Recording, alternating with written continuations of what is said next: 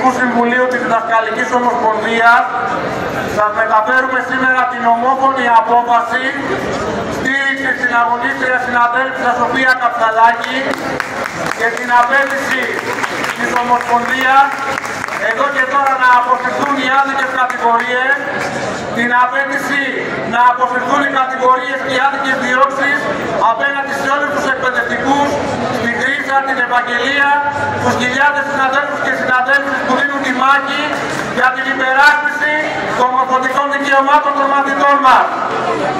Συναδέλφες και συνάδελφοι, δεν χρειάζεται να πούμε πολλά, γιατί όλα τα έχει πει η στάση της συναδέλφισας της Σοφίας Καψαλάκη, που δεν έσκυψε το κεφάλι, που δεν έμεινε αδιάφορη,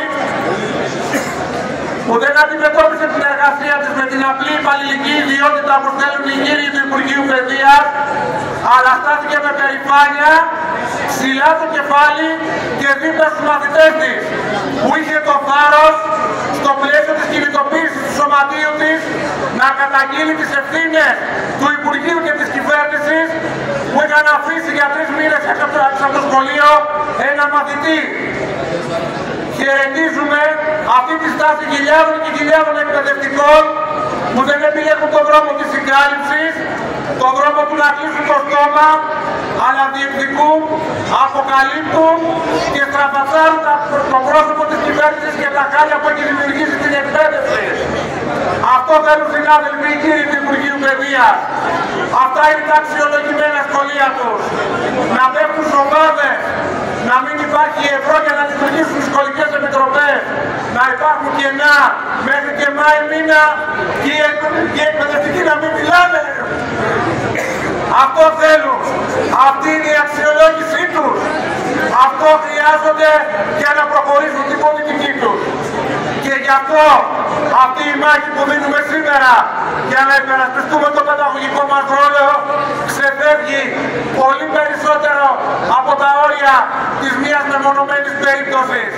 Αυτό που κρίνεται για τα επόμενα χρόνια, συνάδελφοι και συναδέλφισες, θα είναι αν θα μπορούμε να έχουμε ψηλά το κεφάλι, αν θα μπορούμε να διεκδικούμε ή αν θα σκύψουμε το κεφάλι απέναντι σε μια πολιτική ταξική, απέναντι σε πολιτικές επιλογές που θέλουν να συγκλείψουν τα μορφωτικά δικαιώματα της νέας γενιάς, που θέλουν να βάλουν τους γονείς να βάζουν το χέρι στην τσέπη, που θέλουν ένα σχολείο επιχείρηση.